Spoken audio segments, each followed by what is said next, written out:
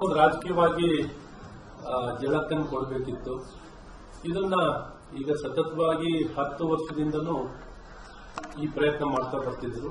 2013ರಿಂದನೂ ಈ ಪ್ರಯತ್ನ ಇತ್ತು. ಬೆಂಗಳೂರಿನ ಹೇಗಾರ ಮಾಡಿ ವಿಭಜನೆ ಮಾಡಬೇಕು, ಬೆಂಗಳೂರಿನ ಜನ ನಮ್ಮ ಜೊತೆಯಲ್ಲಿ ಇಲ್ಲ ಅನ್ನೋಂಥದ್ದು ಬಹಳ ಸ್ಪಷ್ಟವಾಗಿ ಕಾಂಗ್ರೆಸ್ಗೆ ಗೊತ್ತಿದ್ದಂತ ಒಂದು ಸತ್ಯವಾಗಿತ್ತು.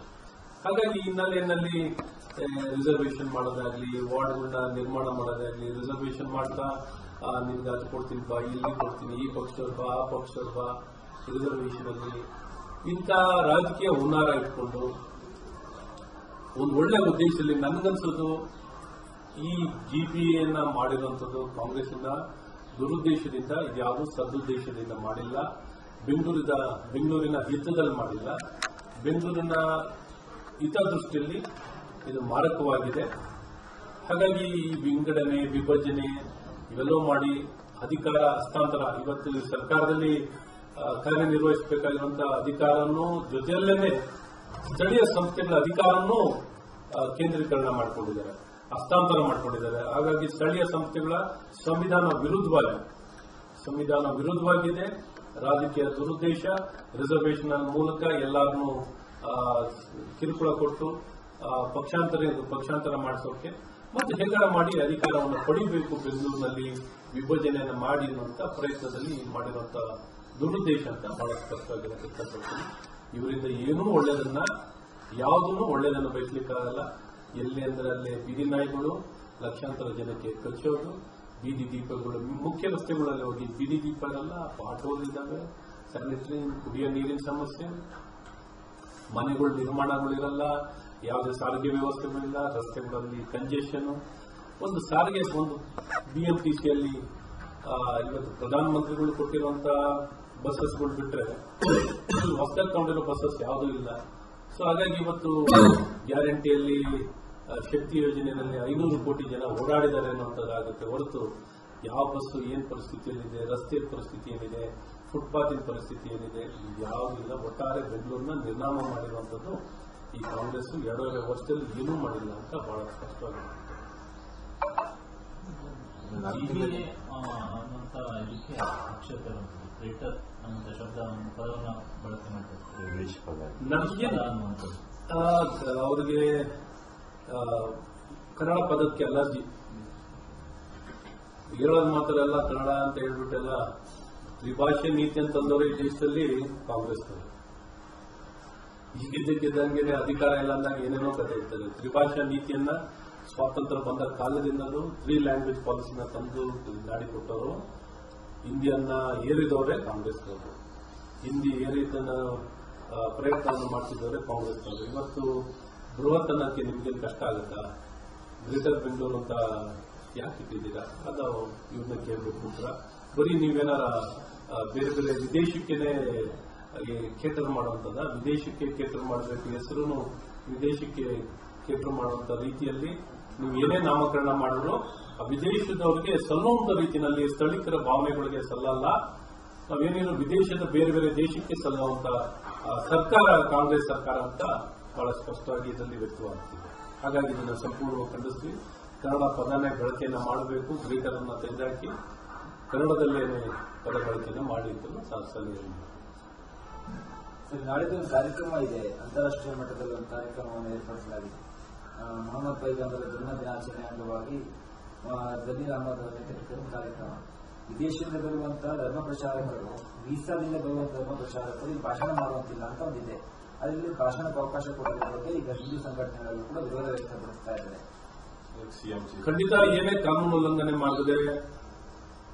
ಮಾಡಬಾರದು. ಸರ್ಕಾರ ಅಧಿಕಾರದಲ್ಲಿರುವಂತಹ ಒಂದು ಪಕ್ಷವಾಗಿ, ಒಂದು ಪಕ್ಷ ಅಧಿಕಾರದಲ್ಲಿರುವಂತಹ ಪಕ್ಷ ಈ ರೀತಿ ಕಾನೂನು ಉಲ್ಲಂಘನೆ ಮಾಡಿದ್ರೆ ಮಾಡಬಾರದು ಅಂತ ಮೊದಲನೇದಾಗಿ ಮಾಡಿದ್ಮೇಲೆ ಹೇಳೋದು ಬೇರೆ ಆಗುತ್ತೆ. ಮಾಡೋ ಮುಂಚೆನೆ ಮುನ್ನೆಚ್ಚರಿಕೆಯನ್ನ ಇವತ್ತೆಲ್ಲ ರೀತಿ ಮಾಧ್ಯಮದಿಂದ ಈ ತರ ಎಲ್ಲ ವ್ಯಕ್ತಿಗಳು ಈಗಾಗಲೇ ಸರ್ಕಾರಕ್ಕೆ ಮನವರಿಕೆ, ತಿಳುವಳಿಕೆ, ಕಿವಿ ಮಾತನ್ನ ಈಗಾಗಲೇ ಸಾಕಷ್ಟು ಹೇಳಿದ್ದಾರೆ. ನಾನು ಸಹ ಈ ಸಂದರ್ಭದಲ್ಲಿ ಹೇಳಕ್ಕೆ ಇಷ್ಟಪಡ್ತೀನಿ, ಈ ರೀತಿ ನಿಮ್ಗೆ ಯಾವುದೋ ವಿದೇಶದ ವ್ಯಕ್ತಿಗಳು ಇಲ್ಲಿ ಬಂದು ಭಾಷಣ ಮಾಡುವಂಥದ್ದು ಸರಿದೂಗಲ್ಲ. ಯಾವ ಕಾನೂನಲ್ಲಿ ಅವಕಾಶ ಇಲ್ಲ. ಅದು ಮಾಡಿಕೊಡ್ಬೇಡಿ ಅಂತ ಬಹಳ ಸ್ಪಷ್ಟವಾಗಿ ಹೇಳಕ್ಕೆ ಇಷ್ಟಪಡ್ತೀನಿ. ಇಂಥ ಏನೇ ಪ್ರಯತ್ನ ಮಾಡಿದ್ರು ನಾವು ಖಂಡಿತ ಬಿಡೋಲ್ಲ ಅಂತಲೂ ಈ ಸಂದರ್ಭದಲ್ಲಿ ಬಹಳ ಸ್ಪಷ್ಟವಾಗಿ ಕಾಂಗ್ರೆಸ್ ಪಕ್ಷಕ್ಕೆ, ಕಾಂಗ್ರೆಸ್ ಸರ್ಕಾರಕ್ಕೆ ತಿಳಿಸಕ್ಕೆ ಇಷ್ಟಪಡ್ತೀನಿ. ಅವರ ಆರೋಪ ಏನಂದ್ರೆ ನಿಜಾಮುದ್ದೀನ್ ತಬ್ಲೀಗಿ 2020 ಕೊರೋನಾ ವೈರಸ್ ಜೈಲಿನಲ್ಲಿ ತಬ್ಲೀಗಿ ಜಮಾತಿ ಕೊರೋನಾ ವೈರಸ್ ವ್ಯಾಪಿಸ್ತಾರೆ ಅನ್ನೋ ಕೇಸರಾಯಿತು. ಹೌದು, ಆ ಸಂದರ್ಭದಲ್ಲಿ ಒಂದಷ್ಟು ಜನ ಅರೆಸ್ಟ್ ಆಗಿದ್ದಾರೆ. ಅವರು ಕೂಡ ಇಲ್ಲಿ ಬರ್ತಾ ಇದ್ದಾರೆ ಧರ್ಮ ಪ್ರಚಾರಕ್ಕೆ ಅಂತ. Syria, Yemen, Saudi Arabia, Iraq ಈ ದೇಶಗಳಿಂದ ಧರ್ಮ ಪ್ರಚಾರಕರು ಟೂರಿಸ್ಟ್ ವೀಸಾ ಅಡಿಯಲ್ಲಿ ಭಾರತಕ್ಕೆ ಬರ್ತಾ ಇದ್ದಾರೆ ಬೆಂಗಳೂರಿಗೆ. ಇಲ್ಲಿ ಬಂದು ಧರ್ಮ ಪ್ರಚಾರ ಮಾಡ್ತಿದ್ದಾರೆ ಅಂತ. ಟೂರಿಸ್ಟ್ ವೀಸಾದಲ್ಲಿ ಬಂದು ಧರ್ಮ ಪ್ರಚಾರ ಮಾಡೋದಿಲ್ಲ.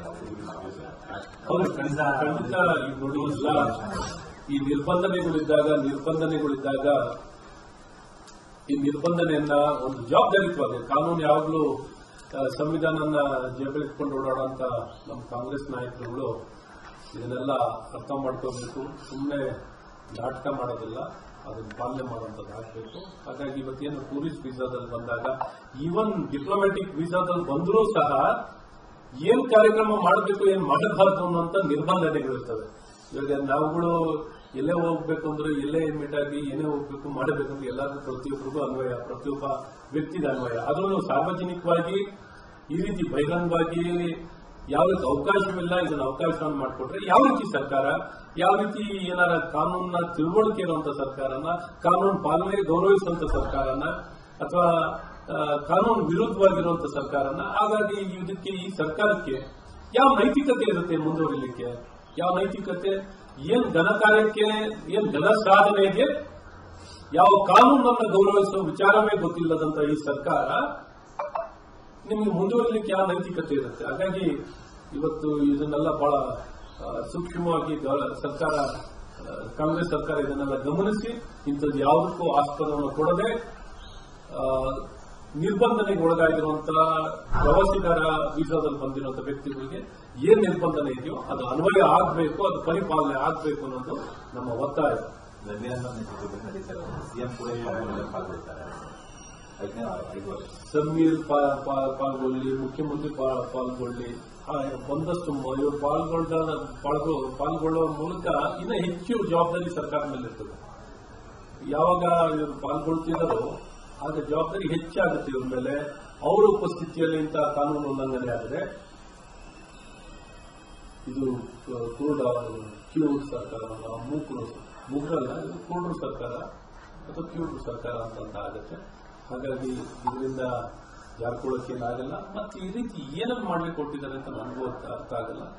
ಇಲ್ಲಿಂದ ನಮಗೇನು ಬೇರೆ ಬೇರೆ ದೇಶದಿಂದ ಕರೆಸಿ ಈ ರೀತಿ ಮಾಡುವಂಥದ್ದು ಏನಿದೆ, ನಮ್ಮಲ್ಲಿ ಒಳಗಡೆ, ನಮ್ಮ ದೇಶದ ಒಳಗಡೆ ಆಚರಣೆ ಮಾಡಲಿಕ್ಕೆ ಯಾರೇನು ವಿರೋಧ ಇದ್ದಾರ, ಯಾರೇನು ಆಚರಣೆ ಮಾಡಲಿಕ್ಕೆ ವಿರೋಧ ಇಲ್ಲ. ನಮ್ಮ ಸಂವಿಧಾನದಲ್ಲಿ ಎಲ್ಲಾ ರೀತಿಯಾದಂಥ ಅವಕಾಶ ಇದೆ, ಎಲ್ಲಾ ಧರ್ಮಕ್ಕೂ ಗೌರವ ಇದೆ, ಎಲ್ಲಾ ಧರ್ಮಕ್ಕೂ ಮಾನ್ಯತೆ ಇದೆ, ಎಲ್ಲಾ ಧರ್ಮಕ್ಕೂ ಹಕ್ಕಿದೆ, ಅವರವರ ನಂಬಿಕೆಗಳನ್ನ ಪಾಲನೆ ಮಾಡಲಿಕ್ಕೆ ಅವಕಾಶ ಇದೆ. ಈ ರೀತಿ ಒಂದು ಉತ್ತಮವಾಗಿರುವಂತಹ ಒಂದು ಪ್ರಜಾಪ್ರಭುತ್ವ ಇಡೀ ವಿಶ್ವದಲ್ಲಿ ಎಲ್ಲಾರಿದ್ದರೆ ಅದು ನಮ್ಮ ಭಾರತ ಅಂತಲೂ ನಾವು ಬಹಳ ಹೆಮ್ಮೆಯಿಂದ ಹೇಳ್ಬೋದು. ಈ ರೀತಿ ಯಾವುದೇ ಬೇರೆ ದೇಶದಲ್ಲೂ ಈ ಸಹಿಷ್ಣುತೆ ಅಥವಾ ಈ ರೀತಿ ಸಹಕಾರ ಬೇರೆ ಯಾವ ದೇಶದಲ್ಲೂ ಸಿಗಲ್ಲ. ಈ ರೀತಿ ಒಳ್ಳೆ ಸಹಕಾರ ಸಿಗೋದು ನಮ್ಮ ದೇಶ. ಆದರೆ ಇವರು ಅತಿರೇಕಕ್ಕೆ ಹೋಗುವಂಥದ್ದು, ಇವರು ತುಷ್ಟೀಕರಣದ, ಕಾಂಗ್ರೆಸ್ ಅಂದ್ರೆ ತುಷ್ಟೀಕರಣ, ಕಾಂಗ್ರೆಸ್ ಅಂದ್ರೆ ಕಾನೂನಿಲ್ಲದ ಸರ್ಕಾರ ಏನಾಗಿದೆ ಅದು ಕಾಂಗ್ರೆಸ್ ಅವರಿಗೆ ಕಾನೂನು ಬಗ್ಗೆ ಗೌರವನೇ ಇಲ್ಲ, ಅದು ಪರಿಪಾಲನೆ ಮಾಡುವಂತ ಮನಸ್ಥಿತಿ ಇರೋದು. ಸರ್, ಉತ್ತರ ಕನ್ನಡ ಜಿಲ್ಲೆಗೆ ಮಲ್ಟಿ ಸ್ಪೆಷಾಲಿಟಿ ಹಾಸ್ಪಿಟಲ್ ಕೊಡಿ ಅಂತ ದೇಶಪಾಂಡೆ ಅವರು ಹೇಳಿದ್ದಾರೆ. ಹೆಣ್ಮಕ್ಳ ಬಗ್ಗೆ ತುಚ್ಛವಾಗಿ ಮಾತಾಡಿದ್ದಾರೆ, ಅಸಡ್ಡೆಯಾಗಿ ಮಾತಾಡಿದ್ದಾರೆ. ನಾನು ಅದೇನೋ ರಿಯಾಕ್ಟ್ ಮಾಡಿದ್ರೆ ನನಗೆ ಗಮನಿಸಿಲ್ಲ. ಬಟ್ ಬಹುದಿನದ ಬೇಡಿಕೆ ಆಗಿತ್ತು ಸೂಪರ್ ಸ್ಪೆಷಾಲಿಟಿ. ಮಲ್ಟಿ ಸ್ಪೆಷಾಲಿಟಿ ಇದೆ, ಸೂಪರ್ ಸ್ಪೆಷಾಲಿಟಿ ಮತ್ತು ಮಲ್ಟಿ ಸ್ಪೆಷಾಲಿಟಿ ಎಲ್ಲ ಒಂದ್ ಕಡೆ ಬಹಳ ಕಾಲದಿಂದ. ಯಾಕೆಂದ್ರೆ ಅದೊಂಥರ ಐಸೋಲೇಟೆಡ್ ಜಾಗ. ಉತ್ತರ ಕನ್ನಡ ಜಿಲ್ಲೆ, ನೀವು ಆ ಭಾಗಕ್ಕೆ ಹೋದ್ರೆ ರಸ್ತೆನಲ್ಲಿ ಓಡಾಡೋದೇ ಮಳೆ, ವಿಪರೀತ ಮಳೆ ಇರುತ್ತೆ, ಕಾಡು ಪ್ರದೇಶ, ವೈದ್ಯಕೀಯ ಸೇವೆ. ನಾನು ಸ್ವತಃ ಅಲ್ಲಿ ಆ ಭಾಗಕ್ಕೆ ಹೋಗಿದ್ದೀನಿ. ಆ ಭಾಗದಲ್ಲಿ ನೋಡಿದಾಗ ವೈದ್ಯಕೀಯ ಸೇವೆ ಬಯಸಿದ ಮಟ್ಟದಲ್ಲಿಲ್ಲ. ಆಕ್ಚುಲಿ ತುಂಬಾ ಉತ್ತಮವಾಗಿರಬೇಕು. ಇನ್ನ ಬಲವಾಗಿ ಗುಣಮಟ್ಟ ಹೆಚ್ಚಿಸಲಿಕ್ಕೆ ಮತ್ತು ಸೌಕರ್ಯವನ್ನು ಹೆಚ್ಚಿಸಲಿಕ್ಕೆ ಸರ್ಕಾರ ಆ ಭಾಗಕ್ಕೆ ವಿಶೇಷ ಆದ್ಯತೆ. ಅದು ತುಂಬಾ ಕಾಡಿನ ಪ್ರದೇಶ, ಎಲ್ಲ ವಿಸ್ತರಣೆ, ಬಹಳ ದೊಡ್ಡ ವಿಸ್ತರಣೆ ಇರುವಂಥದ್ದು. ಈ ಅನಾನುಕೂಲದ ಮಧ್ಯದಲ್ಲಿ ನಾವು ಅವರ ಪ್ರಾಣವನ್ನು ರಕ್ಷಣೆ ಮಾಡಲಿಕ್ಕೆ, ಆರೋಗ್ಯ ಸೇವೆಯನ್ನು ಉತ್ತಮಗೊಳಿಸಲಿಕ್ಕೆ ಸರ್ಕಾರ ನಮ್ಮ ಸರ್ಕಾರದ ಕಾಲದಲ್ಲೂ ಬಹಳಷ್ಟು ಒತ್ತಾಯ ಇತ್ತು, ಈಗಲೂ ತುಂಬಾ ಒತ್ತಾಯ ಇದೆ. ತಕ್ಷಣ ವೇಗದಲ್ಲಿ ಸರ್ಕಾರ ಕ್ರಮ ವಹಿಸಬೇಕು. ನನ್ನನ್ಸುತ್ತೆ ಆ ಕಾರಣದಲ್ಲಿ ಆರ್.ವಿ. ದೇಶಪಾಂಡೆ ಅವರು ಬೇಸರದಿಂದ ಈ ಒಂದು ಆರೋಗ್ಯ ಸೇವೆಯನ್ನ ಅದನ್ನು ಹೇಳೋದನ್ನ probably it will be better ಹೇಳೋದನ್ನ ನೋವನ್ನ ಅವ್ರೇನು ವ್ಯಕ್ತಪಡಿಸಿದಾರೋ ಆ ನೋವು ಅದನ್ನ ಸರ್ಕಾರನೇ ಇದು ಕೂಡು ಸರ್ಕಾರ ಆಗಿರೋದ್ರಿಂದ ಅವ್ರು ಬಹಳ ನೋವಿನಿಂದ ಹೇಳ್ಕೊಂಡಿರ್ಬೋದು. ಪ್ರಶ್ನೆ ಮಾಡಿದ್ದಾರೆ, ಬಿಜೆಪಿ ಯಾರ ಪರ, ಸೌಜನ್ಯ ಪರನ, ಧರ್ಮಾಧಿಕಾರಿ ಪರನ? ನಾವು ನ್ಯಾಯದ ಪರವಾಗಿರುವಂಥವ್ರು, ಧರ್ಮ ರಕ್ಷಣೆ ಪರವಾಗಿರುವಂಥವ್ರು, ಹಾಗಾಗಿ ಸತ್ಯ ನ್ಯಾಯ ಧರ್ಮದ ಪರವಾಗಿರುವಂಥವ್ರು. ಹಾಗಾಗಿ ಬಿಜೆಪಿ ಯಾವುದು ಸತ್ಯ ನ್ಯಾಯ ಧರ್ಮದ ಮತ್ತು ಧರ್ಮಸ್ಥಳದ ಮಂಜುನಾಥೇಶ್ವರನ್ನ ನಂಬಿಕೆಯನ್ನು ಕಾಪಾಡಿಕೊಳ್ಳಲಿಕ್ಕೆ ನಮ್ಮ ಕರ್ತವ್ಯ ಬದ್ಧರಾಗಿರುವಂಥವ್ರು. ಸೌಜನ್ಯದನ್ನು ನ್ಯಾಯ ಕೊಡಿಸಬೇಕು ಅನ್ನೋದು ಅದರಲ್ಲಿ ಯಾವ ಗೊಂದಲವೂ ಇಲ್ಲ. ಸೌಜನ್ಯ ವಿಚಾರದಲ್ಲೂ ನ್ಯಾಯವನ್ನು ಕೊಡಬೇಕು, ಆ ಕುಟುಂಬಕ್ಕೆ ನ್ಯಾಯ ಸಿಗಬೇಕು. ಎಲ್ಲ ಒಂದ್ ಕಡೆ ಅವ್ರಿಗೆ ಸಮಾಧಾನ ಇಲ್ಲ, ತೃಪ್ತಿ ಇಲ್ಲ ಆಗಿರುವಂತಹ ತೀರ್ಪಿನ ವಿಚಾರದಲ್ಲಿ. ಹಾಗಾಗಿ ಅವರು ರೀಇನ್ವೆಸ್ಟಿಗೇಷನ್ ಆಗಬೇಕು ಅನ್ನುವಂಥ ಒತ್ತಾಯವನ್ನು ಆ ಕುಟುಂಬದವರು ಮಾಡ್ತಿದ್ದಾರೆ. ಅವ್ರಿಗೂ ನ್ಯಾಯ ಸಿಗಬೇಕು. ಹಾಗಾಗಿ ನಾವು ಬಹಳ ಸ್ಪಷ್ಟವಾಗಿದ್ದೀವಿ. ಹಾಗಂತ ನಾವು ಸ್ವೀಪಿಂಗ್ ಸ್ಟೇಟ್ಮೆಂಟ್ಗಳು ಇನ್ನೊಂದು ಮತ್ತೊಂದಿಲ್ಲ. ನ್ಯಾಯವನ್ನು ಬಯಸಿರುವಂತಹ ಕುಟುಂಬಕ್ಕೆ ನ್ಯಾಯ ಕೊಡಿಸುವಂಥದ್ದು ನಮ್ಮ ಕರ್ತವ್ಯ ಆಗಿದೆ. ಆ ದಿಕ್ಕಲ್ಲಿ ಭಾರತೀಯ ಜನತಾ ಪಾರ್ಟಿ ಯಾವ ಗೊಂದಲನೂ ಇಟ್ಕೊಂಡಿಲ್ಲ. ಏನಾದ್ರು ಗೊಂದಲ ಇಟ್ಕೊಂಡಿದ್ರೆ ಕಾಂಗ್ರೆಸ್ ಪಕ್ಷದವರೆಲ್ಲ ಇಟ್ಕೊಂಡಿರ್ಬೋದು. ಕೊಪ್ಪಳದಲ್ಲಿ ಒಂದು ಇನ್ಸಿಡೆಂಟ್ ಆಗಿದೆ ಸರ್. ಆರೋಗ್ಯ ಇಲಾಖೆ ಮತ್ತೆ ಸತ್ಯನಾರಾಯಣ ಚಿಕಿತ್ಸೆಗೆ ಹೋದಂತ ಮಹಿಳೆಗೆ ಆಪರೇಷನ್ ಮಾಡಿದ ಸಂದರ್ಭದಲ್ಲಿ ಡೆತ್ ಆಗಿದೆ. ಅದು ಅನಸ್ತೇಷಿಯಾ ಕೊಡದೇನೆ ಅವರು ಆಪರೇಷನ್ ಮಾಡಿದಾರೆ ಅಂತ ಅವರು ಕುಟುಂಬದವರೆಲ್ಲ ಆರೋಪ ಮಾಡ್ತಾ ಇದ್ದಾರೆ. ನಮಗೆ ಮಾಹಿತಿ ಇರಲ್ಲ, ಯಾಕಂದ್ರೆ ಯಾವ ಇನ್ಸಿಡೆಂಟ್. ಬಟ್ ಏನೇ ಆಗಲಿ ನೆಗ್ಲಿಜೆನ್ಸ್ ಅನ್ನೋದು ಎಲ್ಲೂ ಇರಬಾರ್ದು. ಆಸ್ಪತ್ರೆಗಳಲ್ಲಿ ಸಾವುಗಳಾಗುತ್ತಂತೆ, ನಿಜಕ್ಕೂ ಅದೊಂಥರ ಬಹಳ ತಪ್ಪು. ಯಾಕೆಂದ್ರೆ ಜೀವ ಬದುಕಿಸ್ಕೊಳ್ಳಿಕ್ಕೆ ಬರೋದು ಆಸ್ಪತ್ರೆಗೆ, ಜೀವ ಕಳ್ಕೊಳ್ಳೋ ಪರಿಸ್ಥಿತಿ ಆಗಬಾರ್ದು. ಹಾಗಾಗಿ ಇನ್ನು ಸರ್ಕಾರಿ ಆಸ್ಪತ್ರೆ ಗುಣಮಟ್ಟವನ್ನ ಉತ್ತಮಗೊಳಿಸಬೇಕು. ಸಿಬ್ಬಂದಿಗಳು ಇನ್ನೂ ಉತ್ತಮವಾಗಿ ಕಾರ್ಯ ಮಾಡುವಂತದ್ದಾಗಬೇಕು, ಪರಿಣಾಮಕಾರಿಯಾಗಿರಬೇಕು. ನಮ್ಮ ಸರ್ಕಾರಿ ಆಸ್ಪತ್ರೆಗಳೇ ಗುಣಮಟ್ಟಕ್ಕೆ ಹೆಸರುವಾಸಿಯಾಗಿರಬೇಕು. ಸಾಧಾರಣ ನೀವೆಲ್ಲ ಸರ್ಕಾರದ ಎಲ್ಲ ವೆಚ್ಚಗಳು, ಗವರ್ಮೆಂಟ್ ಎಂಪ್ಲಾಯೀಸ್, ಇನ್ನೊಂದು ಮತ್ತೊಂದು ESI ಎಲ್ಲ ಸೇರಿಸಿ 30,000 ಕೋಟಿ ಖರ್ಚು ಮಾಡ್ತೀವಿ ನಾವು ಕರ್ನಾಟಕದಲ್ಲಿ. ಎಷ್ಟು? 30,000 ಕೋಟಿ ಖರ್ಚು ಮಾಡ್ತೀವಿ ಸರ್. ESI ಎಲ್ಲ ಸೇರಿಸ್ಕೊಂಡ್ರೆ, ESI, ಗವರ್ಮೆಂಟ್ ಎಂಪ್ಲಾಯೀಸ್, ಇನ್ಶೂರೆನ್ಸ್ ಇವೆಲ್ಲ ಸೇರಿಸ್ಕೊಂಡ್ರೆ 30,000 ಕೋಟಿ. ಇನ್ನೊಂದು ನಾವು ನಮ್ಮ ವ್ಯವಸ್ಥೆ ಚೆನ್ನಾಗಿಲ್ಲ ಅಂದ್ರೆ ನನಗೇನು ಹೇಳೋದು ಗೊತ್ತಿಲ್ಲ. 2.5 ವರ್ಷ ಪೂರೈಸ್ತಿದ್ದಾರೆ ಈ ಸರ್ಕಾರ. ಇನ್ನೊಂದು ಎಸೆನ್ಷಿಯಲ್ ಡ್ರಗ್ಸ್ ಈಗ ಟೆಂಡರ್ ಮಾಡಲಿಕ್ಕೆ ಕೊಟ್ಟಿದ್ದಾರೆ. ಈಗ ಅದನ್ನು ಏನು ಎಲ್ಲ ನಾವು ಸದನದಲ್ಲಿ ತಗೊಳ್ತೀವಿ ಅಂದ್ಬಿಟ್ಟು ಪ್ರೊಕ್ಯೂರ್ ಮಾಡೋಕ್ಕೆ ದುಡ್ಡು ಕೊಟ್ಟಿದ್ದಾರೆ. ಇಲ್ಲದ್ರೆ ಅದನ್ನು ಎಷ್ಟು 250 ಕೋಟಿ ರೂಪಾಯಿನ ಕೊಟ್ಟಿದ್ದಾರೆ. ಮೋಸ್ಟ್ ಎಸೆನ್ಷಿಯಲ್ ಅವ್ರೇನಿರೋದು 800 ಔಷಧಿಗಳು ಲಭ್ಯ ಇರಬೇಕು. 800 ಔಷಧಿ. ಆ 800 ಔಷಧಿ ಅವರು ಪಟ್ಟಿ ಮಾಡಿರೋದು, ನಾವು ಪಟ್ಟಿ ಮಾಡಿರೋದನ್ನ. ಆ ಪಟ್ಟಿ ಮಾಡಿರುವಂತ ಔಷಧಿಗಳು ಈಗಲೇ ಹೋಗಿ ಎಲ್ಲೆಲ್ಲ ಯಾಕೆ ಹೋಗ್ತೀರಿ? ನೀವೇನಾದ್ರು ಇದ್ರೆ ಪುಸ್ತಕ ತೆಗೆದಾಗಿರ್ಲಿ, 1-2 ದಿನ, 1 ವಾರ ಯಾವ್ದಾದ್ರು ಇಲ್ಲೇ ಸರ್ಕಾರಿ ಆಸ್ಪತ್ರೆಗೆ ಹೋಗಿ ಎಕ್ಸ್ರೇ ದಿನ ನಡೀತದೆ, ಲ್ಯಾಬ್ಗಳು ದಿನ ನಡೀತದೆ, ಇದು OPDಗಳು ಏನ್ ನಡೀತವೆ, ಇವೆಲ್ಲ ಔಷಧಿಗಳು ಎಷ್ಟಿದ್ದಾವೆ, ಏನೆಲ್ಲ ಮಾಹಿತಿಗಳು ನಿಮ್ಗೆ ಸಿಗುತ್ತೆ. ನಾವೇನೇ ಹೇಳಿದ್ರು ಪ್ರತಿಪಕ್ಷ ಆಪಾದನೆ ಮಾಡ್ತೀವಿ ಅಂತ ಅನ್ಕೋತಾರೆ. ಆಪಾದನೆ ಸತ್ಯಕ್ಕೆ ಸತ್ಯವನ್ನು ಹೇಳ್ತಾ ಇದೀವಿ. ಎಲ್ಲೋ ಕೂಡ ಬಡವರಿಗೆ, ನೋವಾಗಿರುವಂತ ಜನಕ್ಕೆ ಚಿಕಿತ್ಸೆ ಕೊಡುವಂತ ನಮ್ಮ ಮಾನವೀಯತೆಯ ಮೂಲ ಕರ್ತವ್ಯ ಅಂತ ಒಂದು ಸರ್ಕಾರದ ಕರ್ತವ್ಯ. ಅದೆಲ್ಲರ ಕಡೆ ಸರಿಯಾಗುತ್ತೆ. ಬಿಜೆಪಿ ಬರ್ತಾರೆ ನೋಡಿ, ಈಗ ನಾವು ರಾಜಣ್ಣವ್ರಿಗೂ ತೆಗೆಯುವುದೇ ಮಾಡಬಾರದು. ರಾಜಣ್ಣವರು ಅವ್ರ ಪಕ್ಷಕ್ಕೆ ನಿಷ್ಠವಾಗಿರುವಂಥವ್ರು. ಅವರು ಪಕ್ಷವನ್ನ ನಿಷ್ಠುರವಾದಿ, ನೇರವಾಗಿ ಮಾತಾಡುವಂತ ವ್ಯಕ್ತಿ. ಹಾಗಾಗಿ ಯಾವತ್ತು ಅವರೇನು ತಪ್ಪು ಇನ್ನೊಂದು ಮತ್ತೊಂದು ಮಾಡ್ತಿರುವಂತ ವ್ಯಕ್ತಿಗಳು ನಾವು ನೋಡಿದಾಗ, ಸಹಜವಾಗಿ ನೋಡಿದಾಗ ಇವತ್ತು ಅವ್ರ ಒಳ ಜಗಳ. ನಾವಿನ್ನ ಹೆಚ್ಚು ಹೇಳೋದೇನಿಲ್ಲ. ಏನು ಕಾಂಗ್ರೆಸ್ ಪಕ್ಷ ಗುರುತಿರೋ ಮನೆಯಾಗಿದೆ. ಸೊ ಅದು ಯಾವಾಗಲೂ ಸುಟ್ಟೋಗುತ್ತೋ ಗೊತ್ತಿಲ್ಲ. ಅಂತೂ ಯಾವಾಗಲೂ ಗದ್ದಲ, ಗುದ್ದಾಟ, ಜಗಳ, ವೈಮನಸ್ಸು, ವ್ಯತ್ಯಾಸಗಳು ಪ್ರಾರಂಭದಿಂದಲೂ ಇದೆ. ಕೆಪಿಸಿಸಿ ಅಧ್ಯಕ್ಷರು ತೆಗಿಬೇಕು ಅಂತ ಅವ್ರ ಪ್ರಯತ್ನ ಇನ್ನೊಂದು ಗುಂಪಾಗಿತ್ತು. ಉಪಮುಖ್ಯಮಂತ್ರಿಗಳನ್ನ ಹೆಚ್ಚಾಗಬೇಕಿತ್ತು, ನಾನು ಮುಖ್ಯಮಂತ್ರಿ ಆಗಬೇಕು, ನಾನು ಮುಖ್ಯಮಂತ್ರಿ ಅಂತ ಬಹಿರಂಗ ಸ್ಪರ್ಧೆ, ನಾನು ಉಪಮುಖ್ಯಮಂತ್ರಿ ಆಗಬೇಕು ಅಂತ ಬಹಿರಂಗ ಸ್ಪರ್ಧೆ, ನಾನು ಕೆಪಿಸಿಸಿ ಅಧ್ಯಕ್ಷ ಆಗಬೇಕು ಅಂತ ಬಹಿರಂಗ ಸ್ಪರ್ಧೆ, ಮಂತ್ರಿ ಆಗಬೇಕು ಅಂತ ಬಹಿರಂಗ ಸ್ಪರ್ಧೆ. ಈ ರೀತಿ ಅತೃಪ್ತಿ ಅಲ್ಲಿ ಎದ್ದು ಕಾಣ್ತಿರುವಂಥದ್ದು. ಎಐಸಿಸಿ ಅಧ್ಯಕ್ಷರು ಪಾಪ ಅವ್ರ ನೋವನ್ನ ಹೇಳ್ಕೊಂಡ್ರು, ನಾನು ಮುಖ್ಯಮಂತ್ರಿ ಆಗಬೇಕಾಗಿದ್ದು, ನಾನು ವಂಚಿತನಾಗ್ಬಿಟ್ಟಿದ್ದೆ ಅಂತ. ಹಾಗಾಗಿ ಯಾರ್ಯಾರು ಬರ್ತಾರೋ, ಯಾರು ಮುಖ್ಯಮಂತ್ರಿ ಆಗ್ತದೋ, ಸೆಪ್ಟೆಂಬರ್ ಕ್ರಾಂತಿ ಸೆಪ್ಟೆಂಬರ್ ಸ್ಟಾರ್ಟ್ ಆಗಿದೆ. ಸೆಪ್ಟೆಂಬರ್ 3ನೇ ತಾರೀಕು ಯಾವಾಗ ಕ್ರಾಂತಿ ಸ್ಟಾರ್ಟ್ ಆಗಿದೆ ಅನ್ಸುತ್ತೆ. ಪಾಪ ಅವ್ರು ಹೇಳಿದ ಪ್ರಕಾರನೇ ಬಾಲಕೃಷ್ಣ ಸ್ಟಾರ್ಟ್ ಮಾಡಿದ್ದಾರೆ ಸೆಪ್ಟೆಂಬರ್ ಕ್ರಾಂತಿ. ಸೊ ರಾಜಣ್ಣ ಹೇಳಿದಂಗೆ ಎಚ್.ಸಿ. ಬಾಲಕೃಷ್ಣ ನುಡಿದಿದ್ದಾರೆ. ಸೆಪ್ಟೆಂಬರ್ ಕ್ರಾಂತಿ ರಾಜಣ್ಣನ ಮಾತನ್ನ ಪರಿಪಾಲನೆ ಮಾಡಿದ್ರೆ ಯಾರು ಅಂದ್ರೆ ಈಗ ಬಾಲಕೃಷ್ಣ ಅಂತ ಈ ಸಂದರ್ಭದಲ್ಲಿ ಹೇಳಕ್ ಇಷ್ಟಪಡ್ತೀನಿ. ಹಾಗಾಗಿ ಕ್ರಾಂತಿ ಸ್ಟಾರ್ಟ್ ಆಗಿದೆ. ರಾಜಣ್ಣ ಅವರು ಸ್ವಾಗತ ಮಾಡ್ತೀರಾ ಈಗ ನೀವು ಬಿಜೆಪಿ ಬರ್ತಾರೆ? ನಾವು ಸುಮ್ಮನೆ ಈಗೆಲ್ಲ ಮಾತಾಡೋದು. ಅವ್ರವ್ರು ಯಾವಾಗ ನಮ್ಮ ಪಕ್ಷದಲ್ಲಿ ಎಲ್ಲ ವರಿಷ್ಠರಿರ್ತಾರೆ, ಹಿರಿಯರು ಇರ್ತಾರೆ, ಅದ್ರ ಬಗ್ಗೆ ನಾನು ಮಾತಾಡ್ಲಿಕ್ಕಾಗಲ್ಲ. ಸೊ ಯಾರು ಏನು ಬಂದಾಗ ಈಗ ನಾನು ಸುಮ್ಮನೆ ಅದ್ರ ಬಗ್ಗೆ ಮಾತಾಡಿ ನಾನು ಎಚ್.ಸಿ. ಬಾಲಕೃಷ್ಣ ಮಾತಾಡೋದಾಗುತ್ತೆ ಅಂತ. ಸೊ ಅವ್ರ ನಾನು ಮಾತಾಡೋಕ್ಕಾಗಲ್ಲ. ನಿಮ್ಮ ಸಂಪರ್ಕದಲ್ಲಿದ್ದಾರೆ ಅಂತ ಆರೋಪ ಮಾಡಿದ್ದಾರೆ, ಬಿಜೆಪಿ ಸಂಪರ್ಕದಲ್ಲಿದ್ದಾರೆ. ಸಮುದಾಯದ ಒಂದು ಸಭೆಯಲ್ಲಿ ವಿಜೇಂದ್ರ ಅವರು ಫೋನ್ ಮಾಡ್ತಿದ್ದಾರೆ ನನಗೆ ಅಂತ ರಾಜಣ್ಣ ಅವರು ತೋರಿಸಿದ್ರಂತೆ. ಅದನ್ನ ನಿನ್ನೆ ಬಾಲಕೃಷ್ಣ ಹೇಳಿದ್ದಾರೆ. ಸೊ ಫೋನ್ ಇವಾಗ ಯಾರ್ಯಾರಿಗೋ ಫೋನ್ ಮಾಡ್ತಿರ್ತಾರಪ್ಪ, ಇವರು ತುಂಬಾ ಜನಕ್ಕೆ ಮಾಡ್ತಿರ್ತಾರಪ್ಪ, ನನಗೂ ಫೋನ್ ಮಾಡ್ತಾ ಇರ್ತಾರೆ ಅನ್ಕೊಳ್ಳಿ ಬಾಲಕೃಷ್ಣ. ಹಂಗಂತ ನಾನು ಹಂಗಂತ ಹೇಳಕ್ಕಾಯ್ತದ? ಇವಾಗೆಲ್ಲ ಪಕ್ಕ ಕೂತ್ಕೊಂಡು ಮಾತಾಡ್ತಿರ್ತೀವಿ ಅನ್ಕೊಳ್ಳಿ, ಅಥವಾ ಯಾರ ಮಂತ್ರಿ ಜೊತೆ ನಾವು ಮಾತಾಡ್ತಿರ್ತೀವಿ, ಹಂಗಂತ ಹೇಳಕ್ಕಾಯ್ತದ?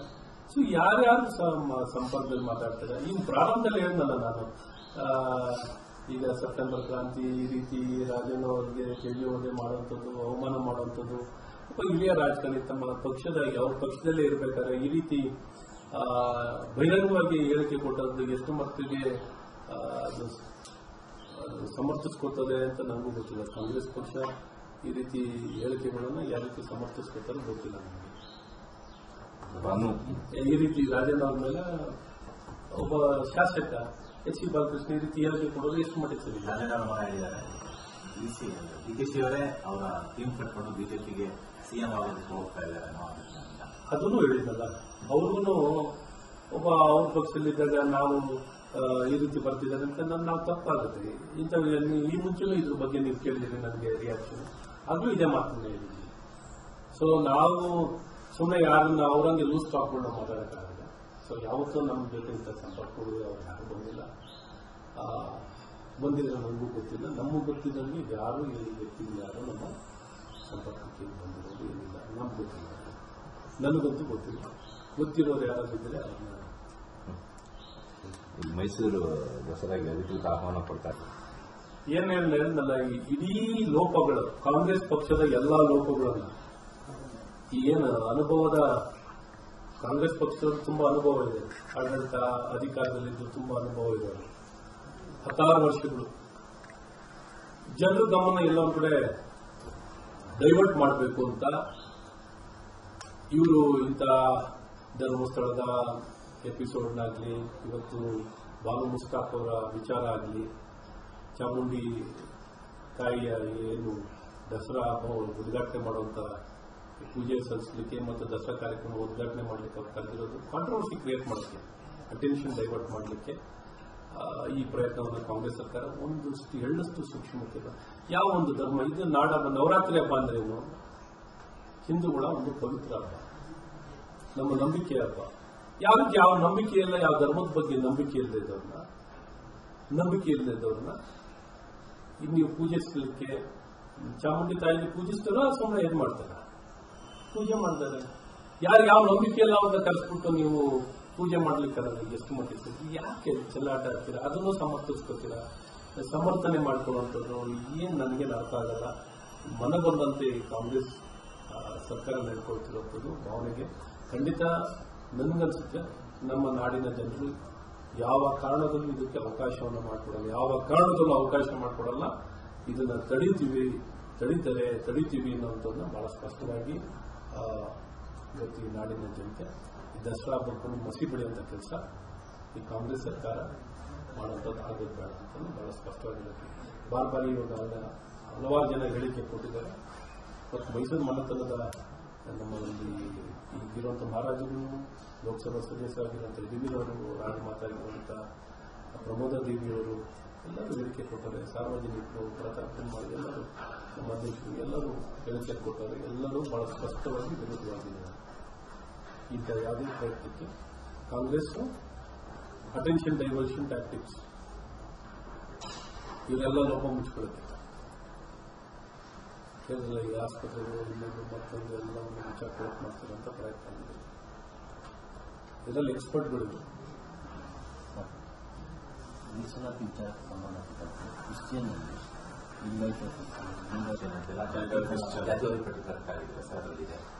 ಅಲ್ಲಿ ಆಕ್ಷೇಪ ಸರ್ಕಾರ ಮಾಡೋದಕ್ಕೆ